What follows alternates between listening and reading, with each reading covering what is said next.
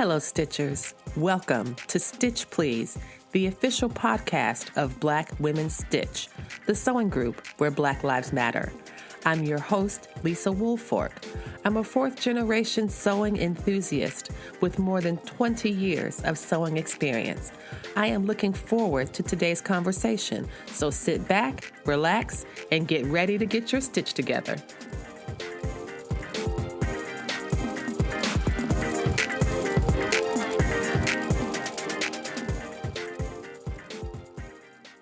Hello, everybody. This is Lisa. Welcome back. Thank you so much for joining us today for this another great episode of the Stitch Please podcast, the official podcast of Black Women Stitch, the sewing group where Black Lives Matter. I am so happy to be in conversation today with Kris Branton, the creator and convener and genius behind Black Girls Sewcial Club, which has a large presence on Facebook. The Sewcial is spelled Sewcial. I know how to spell. I just am. I wrote it down. But it's Black Girls Sewcial Club. And so, Kris, welcome to the program. Thank you so much for being with us today. Oh, thank you for having. I can't stop smiling. So thank you for having me. I hope you can hear this smile through our communication. You're fantastic. I'm so glad you're here. Thank you for agreeing to this. I want to just get started with the question that I ask everybody. And how did you get started sewing? How long have you been sewing? How did you know that sewing was a thing that you were interested in? I started sewing back in 2012. I come from sewists. Like, my aunt is a sewist, my mother-in-law is a sewist. You know, I've always been around it, but I didn't think I could do it. Like, I used to tell my mother-in-law to teach me, and she's like, "Girl, you don't have no patience." And I'd be like, "Okay, whatever." But me and my husband got promoted on the same day in two different states, and we decided to take both jobs. So We had just got married a year before. We had a little baby, and we had our older daughter, and living in two different states, I became a supervisor at my job, and I kept getting sick. Like, I had a cold every single month. So my boss sat me down, and she was like, "You either need to do two things. You need to either take vitamins or find a stress reliever." So I found a stress reliever, and I started sewing at the local community college. My teacher now has her own sewing school down in Miami. And I took classes for a couple weeks, and I fell in love. Like, I would come home.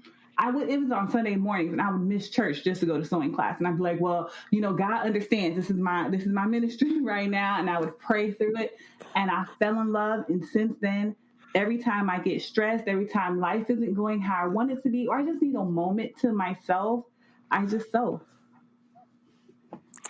Kris, I love that. I love that so much. I love that because I think that sewing is very therapeutic, and it can be very therapeutic. And you have that choice between vitamins or a hobby. I think I would have been like, you know what? I'm going to get me some vitamins, because the vitamins are clearly the easiest choice. Even though I have vitamins that I forget to take every single day. That's why I didn't do it, because I know I would waste my poor little $10 on some vitamins. Girl, I got a cabinet full of unused vitamins. I mean, they from like the expiration date 2014. And I'm like, oh, that's really bad. I can't. And their intention is there, right? I know the intention is there. But when you're sewing, it's like you start something and you kind of want to see it through. So that's wonderful. That's wonderful to think about this. And so tell me more about, if you can, or if you want to, about the sewing school and what some of the techniques that you learned that kind of got you hooked on sewing. Well, I think it's called South Florida Institute. I'm going to say it wrong. Her name is Rucht D'Oleo. She was started over at Miami-Dade College, and she teaches like basics. She taught us how to make our bodice. She taught us how to make our skirt sloper. She was the first person who ever introduced me into oak tag paper that you actually put your pattern on to keep it stronger. She taught me all the basics that I needed. And I think after our first class, we were able to make our own skirt, including if you wanted to do an elastic band or our first classes, we did your own pattern. And then our second sessions, we did a skirt sloper, and I made a skirt, and I fell in love with making skirts to the point where when I moved to Georgia in 2016, I came out with a skirt line because that was the first thing I learned to do that was like perfection. to this day, I still like follow her. Like I wish I still stayed at home because then I would still be going to her sewing school. And I just bought her book because she has a book that teaches you all the basics, because after a while we tend to forget what we were taught back in school. And then she was instrumental in me wanting to push myself further, like try to make coats and, all the fun things that you can make, like dresses for parties and, things of that nature. That's fantastic. I guess because I'm really a nerd at heart, Kris, and I love school. I've always loved school, and I love classes. I like, one of the challenges for me is that so many things are taught online or on YouTube, or people call it YouTube University. And that's fine. I think it's great. And I've learned quite a few things with videos, but there's something else about going to a classroom, and learning about oak tag, and learning about contours, and learning about how to modify and adjust things to fit your body in a technical setting. That's really excellent training that you received. And I'm so glad to hear that it's something that you still remember and hold on to. So for you, would you say your favorite project that you learned about when you were training was a skirt? Because I know you said you did the sloper, you learned to create things to fit your actual body. That's such valuable knowledge. I love this, I guess because I wear such skirts, and I don't want to brag about myself, but I have some nice legs. So I love the skirts to the point, because it was something that was any woman could wear. It was a maxi skirt that I did, because we had one where we did like a pencil skirt, but I didn't feel like pencil skirts fit my body type. But when we learned like the gathered skirts, and you can make them short, you can make them long, you can make them knee length, and no matter what length on you, if you put some heels on, some flats, you could just dress it up and dress it down. That was my thing. Yes. That's what I love. Yes. And it becomes like a basic for a wardrobe builder, right? So that you can say, okay, if I'm going to wear this with, with these flats, or even with some like slip-on sneakers, or I can wear it with some heels and wear it with some nice jewelry, you can take the same piece, and it gives you this opportunity to really extend your wardrobe and your look in ways that are pretty, in some ways, like financially sustainable, because you don't have to buy a whole bunch of pieces, because you can have this, and it has such versatility. And tell me your thoughts about, I am just so excited about that you learned to make something to fit your body. I talked with this woman who is a sewist, Chija, her name is Chioma, and she has, it's like CHI9JA is her handle, and she's in Nigeria, and she said that they don't use patterns, they just learn to sew from their bodies. And I was explaining to her how we seem in the States to do it very differently. A traditional sewing class, you get a pattern, you might fit it or tweak the pattern to adjust to your body, but what you're describing is that you all created a pattern. Yeah, like we created our basic sloper. Your basic slope. Tell us about that. For folks who don't know what a sloper is, tell us a bit more about that. I would be the wrong one now. We created like a basic pattern to your body. We used our measurements. So your sloper would be your neckline, your shoulder, your armholes, the length of the side of your body going from your underarm to about your waist, and then going across. Mine was in half, and then of course you would just double it. So it should be a full front. And then you would know where you would put your darts if you needed to make a breast adjustment. It's funny because at the time I didn't have as much as I have now. So now I have to learn how to make a full breast adjustment. There we go. Because God is good and you have bounty. Amen. Look, I've been praying for these things. Thank you, Lord. So we learned how to do I guess you can call it our bodice sloper, and then we learned how to do a skirt one as far as a pencil skirt, where you learned about your hips and your waist ratio, and as far as how long you may want your pencil skirt, whether you want it to your knee or a little above your knee. I think we all made them to our knee, but then you know that you can adjust it to your sizing. So if your waist is 30, let's say 32 inches, you can put it in half, and then you can just use the front half to make your sloper. So that was pretty cool.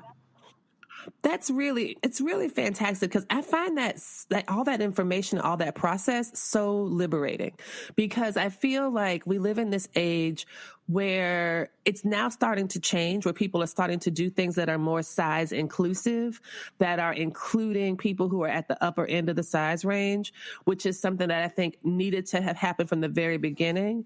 But I think that sometimes people get frustrated with sewing because they are using these patterns, especially the big four patterns, as a mirror for how bodies should look.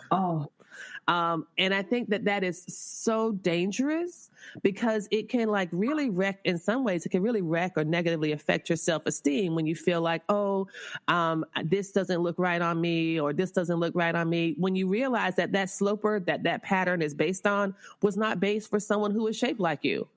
And so it really is a great idea, I think, to take this matter into your own hands by saying, I'm going to measure my body. And I'm going to measure this pattern or create a pattern or draw these measurements, and then I will have something that I know always works for me. I think they call those the tried and true, and that's something that I'm working through in a lot of ways. I just found, I think, 2 actually tried and true bras that I'm pretty excited about. One that I drafted, and then one that I bought a pattern for. And it was some testing. I feel like the first bra that I made took way longer than it should have been. But I absolutely freaking loved it. So it's really nice to end up with, at the end of all this time or at the end of the class, the stuff that you walked away with, Kris, is something that is knowledge that you'll have forever. Yeah. And even as your body changes, you can adapt. And that is where I see the freedom in what you have described for us. It's really beautiful story. Yes, thank you. Because those big four patterns, honestly, I can't ever get one to fit me properly. Like, based on my measurements, it'll say I'm a size 12. I'll sew up a size 12. That thing would be huge. And it makes you not want to sew anymore. There's times where I just like, what, I'm done. I'm not doing this anymore because this isn't fitting. And then you go on social media and they're like, I cut a size 12. And you're like, but they're not my size. But in the pattern, it says I should. So yeah, those big fours, I love them to death because they're cheap. And, if you always need to throw something together, you can probably grab, to think outside the box, you can always pick one up. But if you're a new sewist and you don't have, a sewing background or someone you say, hey, what's going on? They can stop your journey. They can stop your journey. That's something that one of the reasons that I love your story is that you have basically learned to create your own roadmap. So you don't need to rely on a pattern or anything for your journey. And so that is something that's so impressive about what we're talking about today. I want to take a quick break, y'all. I'm talking with Kris Branton of the Black Girl Social Club. And when we come back, we're going to talk about her Facebook group and what some of her goals were behind this, what some of her goals were behind the creating of this group. So stay tuned.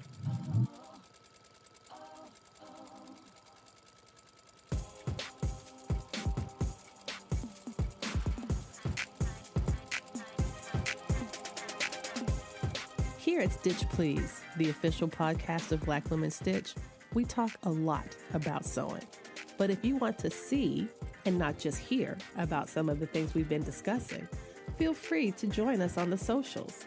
You can find us at Stitch Please on Facebook, and you can also find us on Instagram at Black Women Stitch. You can find photos of projects that we've been working on, really interesting social commentary, and on Thursdays at 3 p.m. Eastern Standard Time, you can join Black Women Stitch for a live Instagram chat. Again, that's every Thursday at 3 p.m.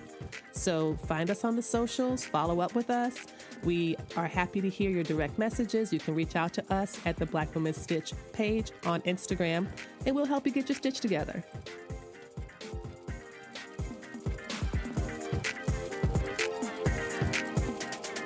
All right, everybody, we are back. I am talking with Kris Branton of Black Girls Social Club, and you are listening to the Stitch Please podcast.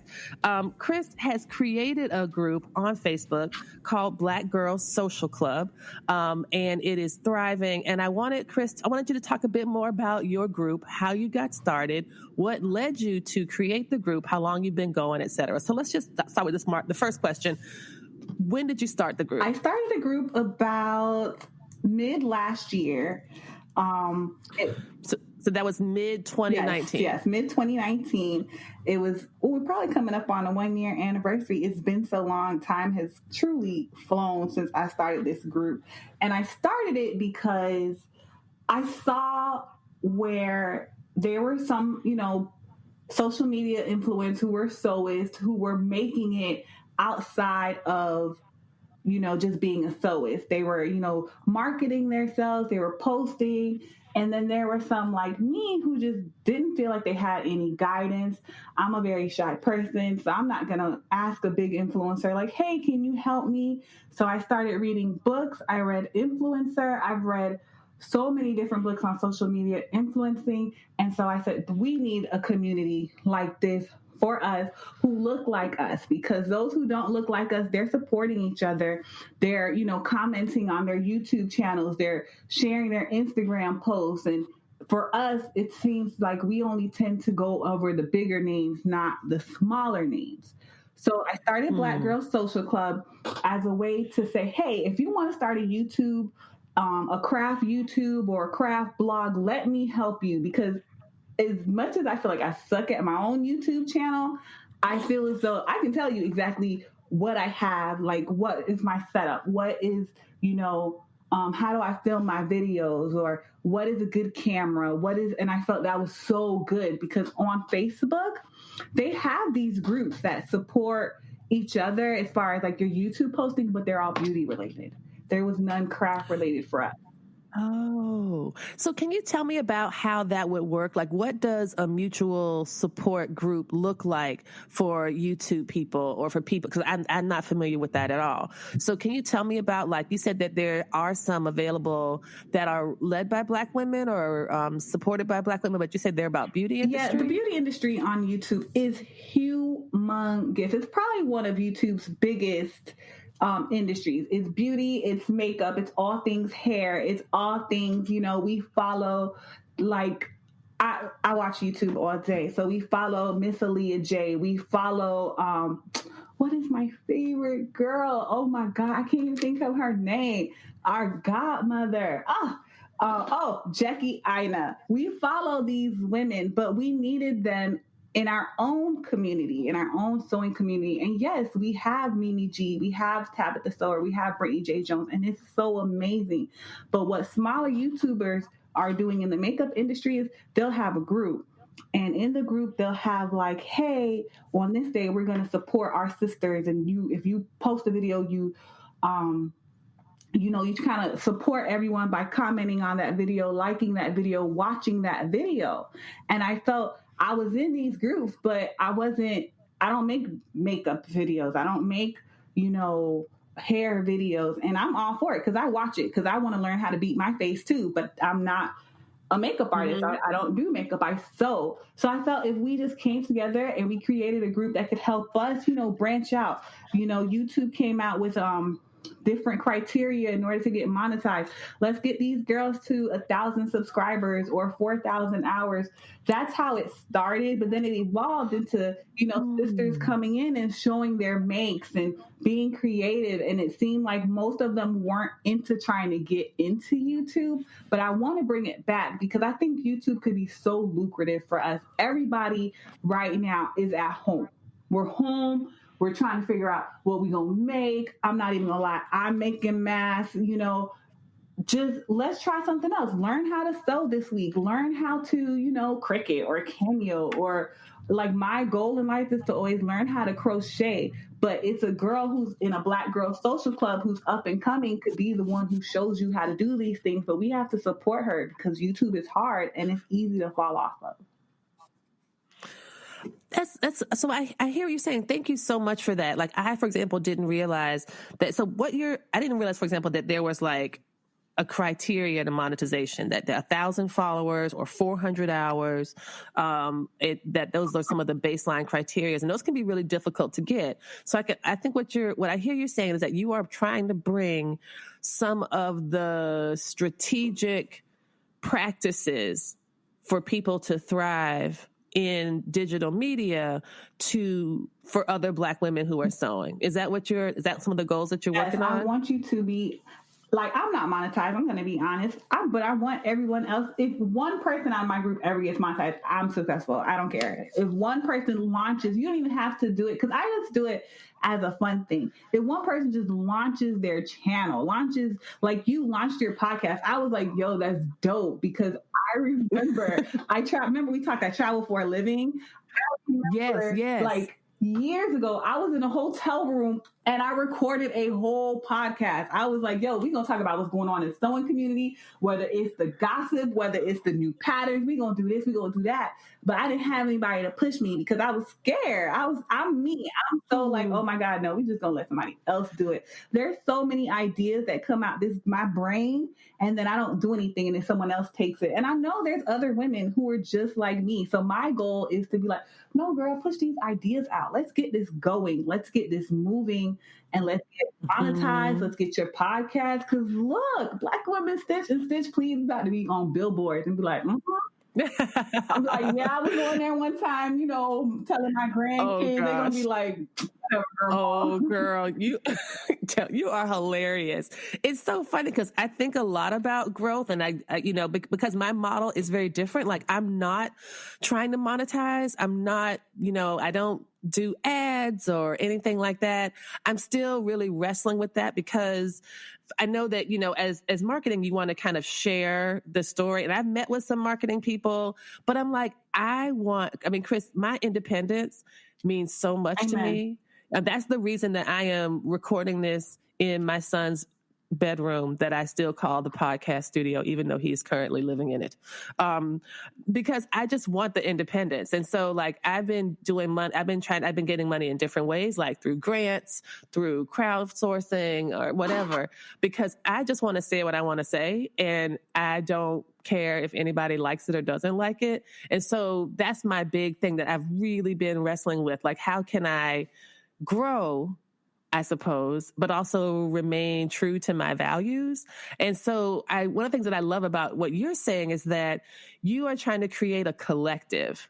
You are trying to create a ways for people to support each other that allows for people to thrive, and still be part of community, that you don't have to kind of leave community in order to excel. You know what I'm saying? Exactly. Because this honeypot is the number one example of, we can say what we want to say and still be us. Right? And look, Black women save the world. I'm not even gonna lie. I teach my daughters Black Girl Magic all the time, and we're always gonna support each other. We just sometimes don't know how. How? Absolutely. And that honeypot is a great example. And for those of y'all who don't know, this is a Black woman created line of menstrual products for like menstruation. I think it's pads and tampons, and I'm not sure what else they have, Kris. What else does she offer? And I think she had like wipes. I tried to go buy some, and it was sold out. So she had this, she did an ad for Target back at Black History Month. Or was it last month? This was pretty recent, right? What is time? Black History Month, but it came out in January. So, they were like leading into Black History Month. Cause her commercial had been out for a very long time before this whole situation came out. So there was a bit of a scandal, and I hesitate to call it scandal. It wasn't scandal. It was racism. It wasn't a scandal. It was racism. There was this lovely commercial that Target produced, and in it she said, I'm proud of my business because I want to be able to show my daughter or other Black girls that so many things are possible. It wasn't that like the phrase she used, Kris? It was something really innocuous. This woman was not on here with a fistful of tampons saying down with Whitey. Right? Sure. And you know what? It's so funny because if you watch the commercial, you don't really know what it's about. You don't know what honeypot is. No, it was so like, I don't want to say tastefully done because that makes it seem like having a period is distasteful, but it was so like, It was just beautifully done. It was a beautiful story. It was well lit. It was just a really nice ad. Man, white people lost it entirely. They were triggered AF. And they were this, how dare she? And I'm like, this is the thing I find so frustrating about racism and white supremacy in particular, and whiteness as an idea, is that white people are so used to seeing themselves absolutely everywhere because they're so used to being overrepresented. When a Black person like says something or identifies something as Black, some of them get like pretty upset. Yeah, and it's no reason. Why can't this be for no reason other than their own racism? Like, well, why are you calling this Black? Why does it have to be Black? Why can't it be for everybody? I'm like, so they look out and they see a room full of white people and they see everybody. That is their everybody. But then if it's, and if it's okay if it's one or two of us, but if it's a room full of Black people, then that's not for them. I mean, it's just, I don't know. I find it very frustrating, and I don't like to spend too much of my time talking about it, because this is actually something I do for my job, is that it's talking about these things. And it's just like, part of me just feels like, I feel like they're kind of just messing with me. Like, they must know that this is the truth, and they're just pretending that it's not true. Like, it's not that we're trying to say a little white girl can't come out with a pad company. I mean, Kimberly Clark, she did. I mean, we have it. What we're saying is there's so many times where we're like the first Black or the first, and we don't want to show that too. I know for sure I don't want to show that to my daughters. I want her to think, well, I can be this. I want her to think, yes, I can get a product in Target, or I can get a product in a retail store. If I can make my own product, I want her to notice that it's not just one race or anything, because I'm first generation American. I was born here. My parents were not. So it's like, you come here and I understand what people see when they're like, oh, like, what is the problem? And we're like, no, we want ours. We want our seat at the table that we built. And that's all we're saying. It's not saying that, white women can't use honey pot, because hell, we all have the same concern once a month. Exactly.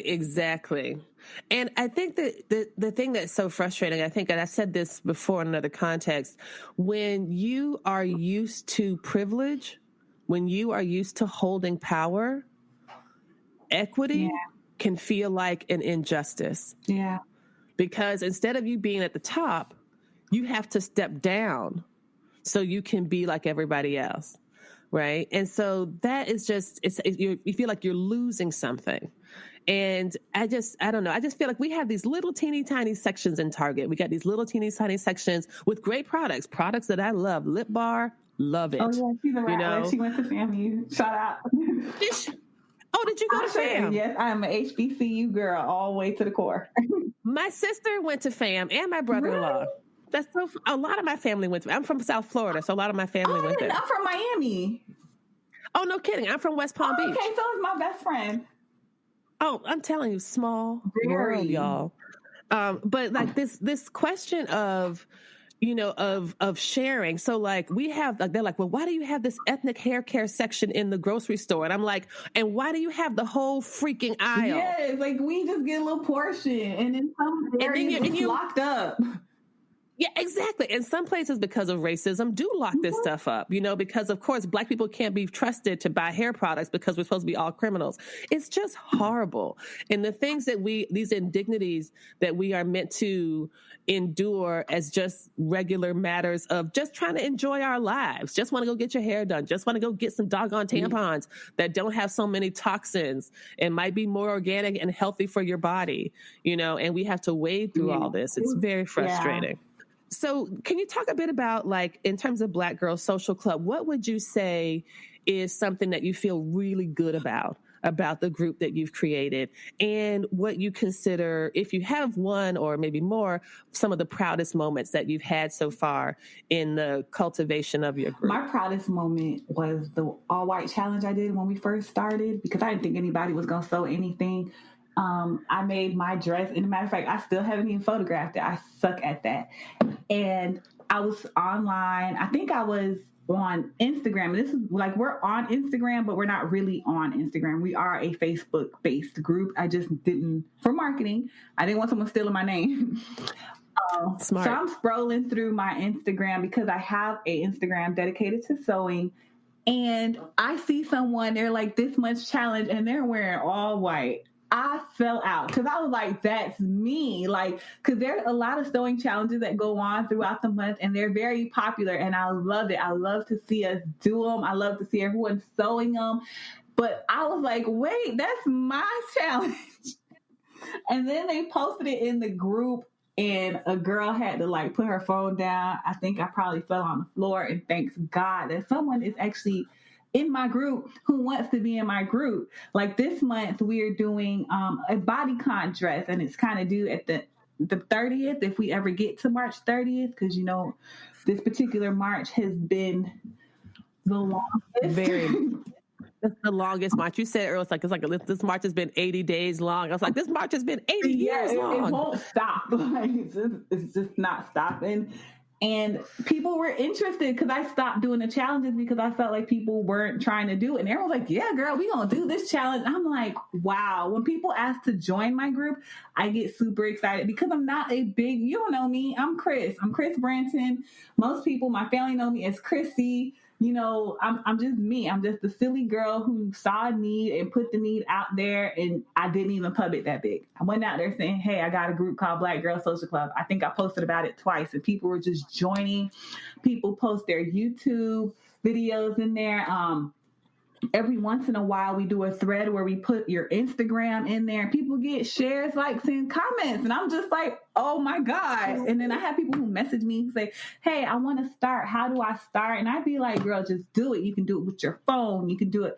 Like, I bought all this stuff. I bought a Canon T6. I got 3 tripods. I got all this stuff. And you can do it with your iPhone. Like, you can literally do it on your phone. Apple has made it so easy where they have iMovie, so you can shoot, edit, and upload to YouTube Studio on your phone. And I say, when you do it, send it to me. All I watch is YouTube. I cut the cord, so I don't have cable at my house. Wow. So that's my proud moments is when people launch their videos or, you know, post the outfit that they made in my group. Like, you can do it in all these big name groups. You can do it on your own social media. When you come to my group and post it, just know I see every post. And sometimes I faint. I'm like, oh my God, they posted in my group. And I fall on the floor and my kids are like, this lady is crazy. That's fantastic. I mean, you really should be really pleased because this is not just something that you're doing that's also good for yourself. I think it does feel great to kind of pull together something that you know people are excited about. This is something that other people are leaning into too, and it's giving them something. So it's really a beautiful community that you're creating. That's something to feel so proud of. And I'm so glad to be a part of it because I'm in your group too. So and I posted, girl. I'm like, Stitch Please, and came out. I was in a hotel listening to your podcast. I think it was like a few months ago. And I'm like, man, she's so knowledgeable. Because I catch your live sometimes, but my job is like, it's type of crazy. When I get home, I'm tired and I'm like, okay. Yes. But I was like, wow. Like, so every time I see you post, I'm like, yeah, girl. Mm-hmm. All right, we're going to take another quick break. And when we come back, we're going to pivot to talk about the great battle between Kris and Lisa. That's known as Cricket versus Cameo. Stay tuned.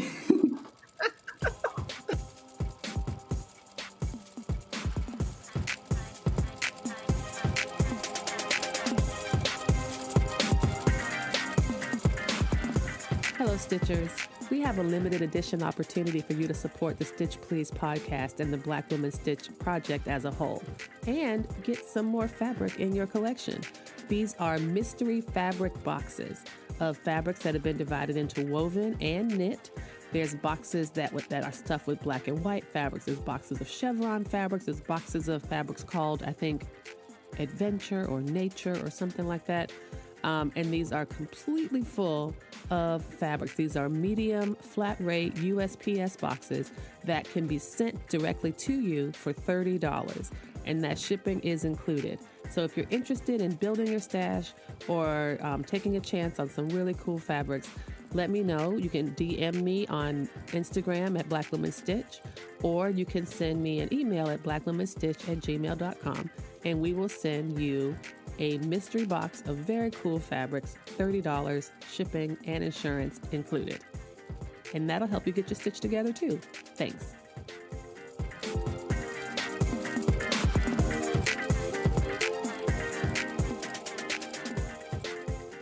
So we are back, and we're going to talk in this last segment about a perennial question, y'all, that if you have ever been in any craft group whatsoever, someone is going to ask this question: which should I get, a Cricut or a Cameo?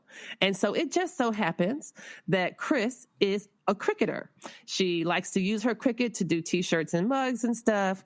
And it just so happens that I have a Cameo, and I like to do the same thing with mine. So tell us, Kris, about why you are Team Cricut. Because it's easy. It's so easy. Me and you talked about it. I have a Cameo 3. That's what it's called, 3. I bought it because everybody in the groups were like, Cameo's the best. Cameo's the best. You can work Cameo online without offline without needing. It's better than Cricut system. So I fell down the hole and I bought a Cameo.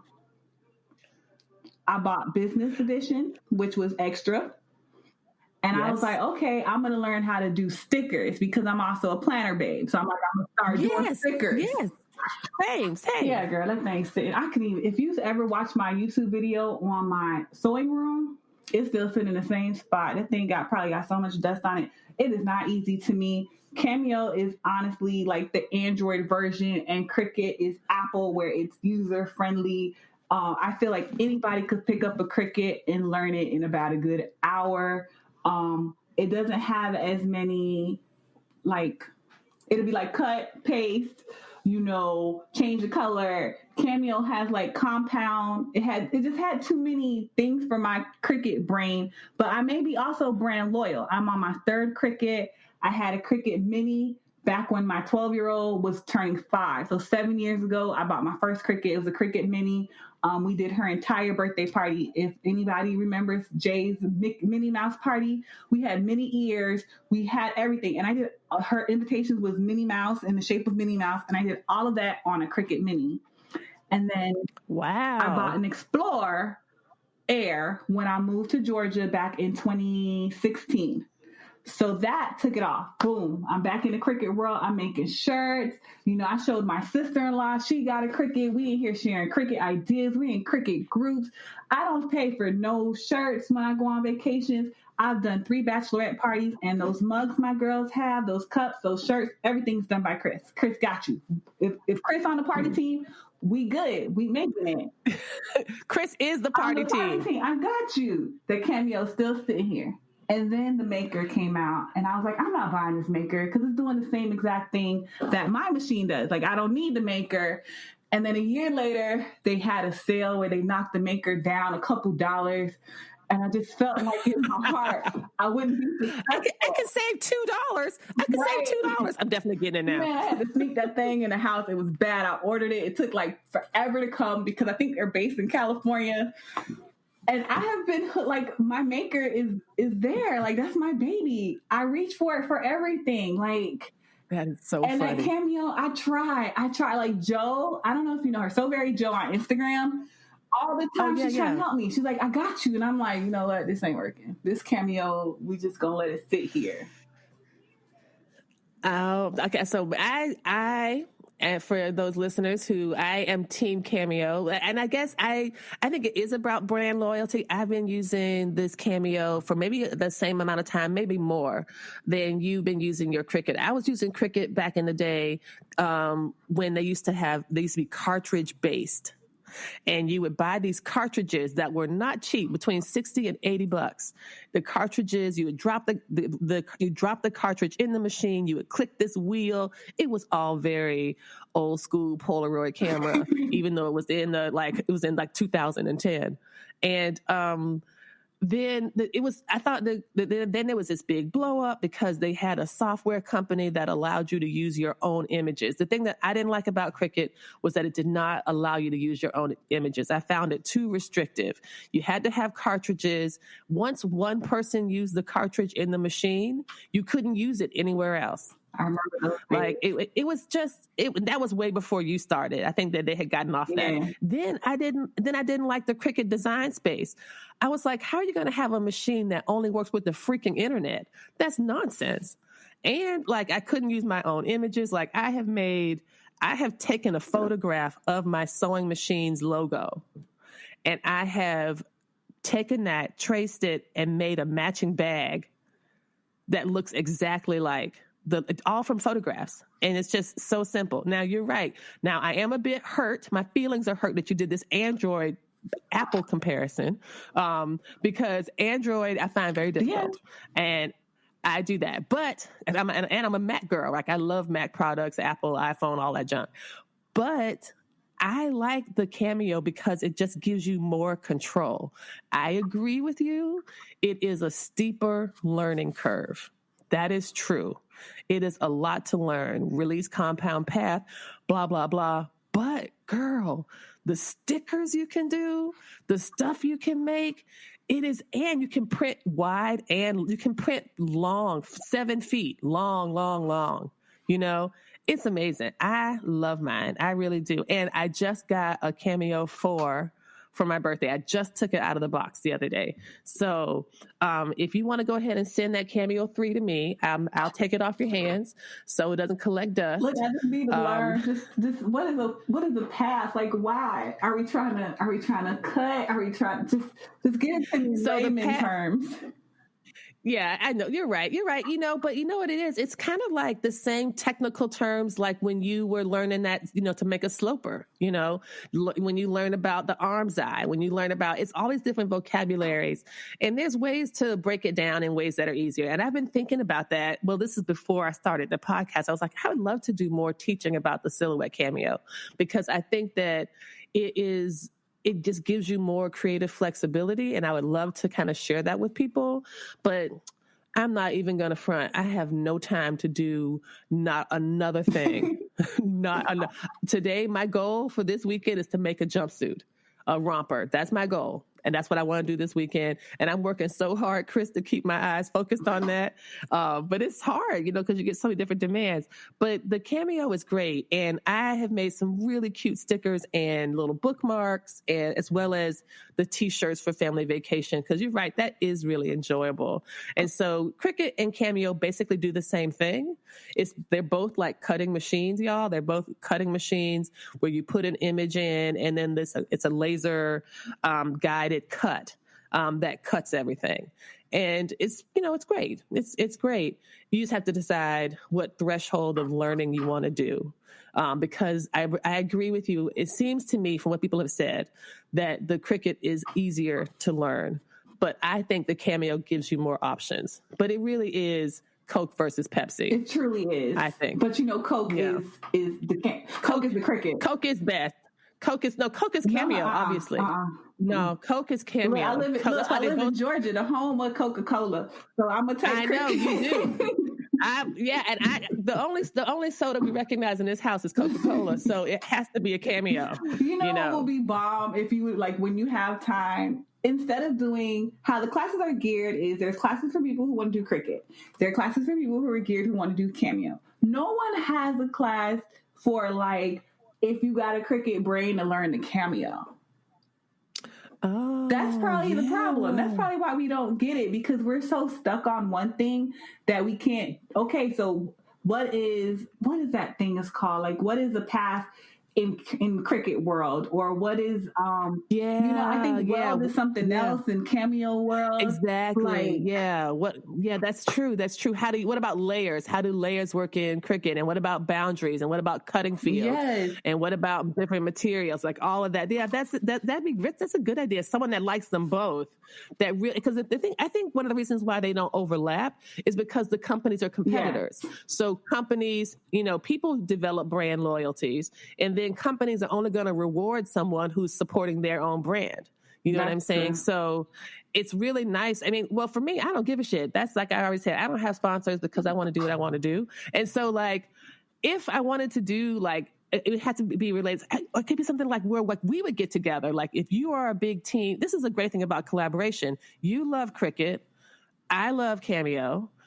if we manage to get together and say, we want to make a blank, Kris is going to show you how to do it on the Cameo, on the Cricut, and I'm going to show you how to do it on the Cameo, and people can decide for themselves which is easier, or they can just take the instruction. Yeah. You know what I mean? Like, well, that's a great idea. It'd even work if you show them like side by side, like, okay, this is how I upload it into the Cricut, and this is how I upload it into the Cameo, so that you see the same exact steps in their way. Because that's my issue. I look at it and I'm just like, well, what? And I really want to make these stickers. Like, planner stickers is bomb right now, but they're getting costly. That's one of the biggest markets right now that they're marketing to us, and they're not lowering their prices. So I'm like, let me make my own, but I'm still like, And I make my own because I put Black people on them. So, that's what I want to do. And so, and you can buy, you can buy digital images of like 1960s buttons, like political buttons and stickers.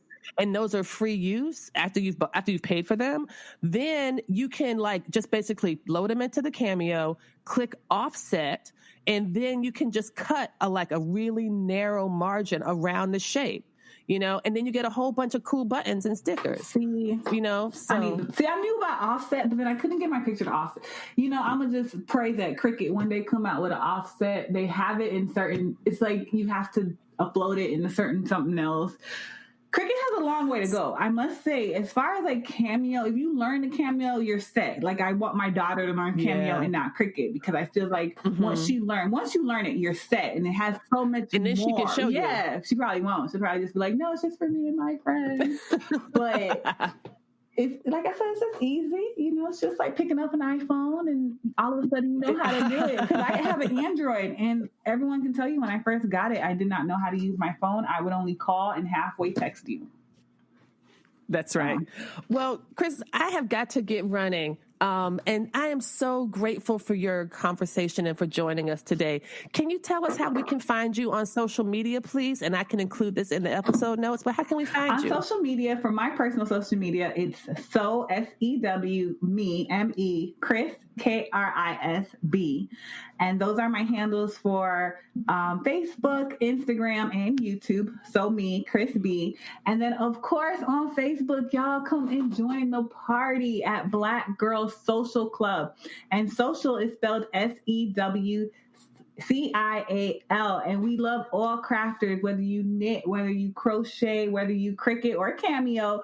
Come on, jewelry makers, everything. Come on, we're doing our challenges. We're bringing those back. And, right now we have some free time. So let's join and engage and support our sisters on social media.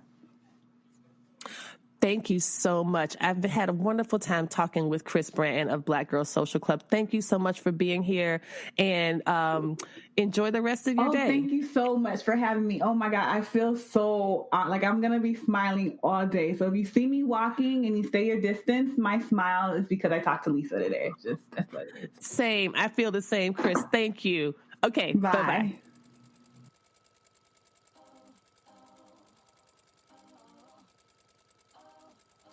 Thank you for joining us for this week's episode of the Stitch Please podcast, the official podcast of Black Women Stitch, the sewing group where Black Lives Matter. There are a variety of ways that you can support the program, and you're doing it right now.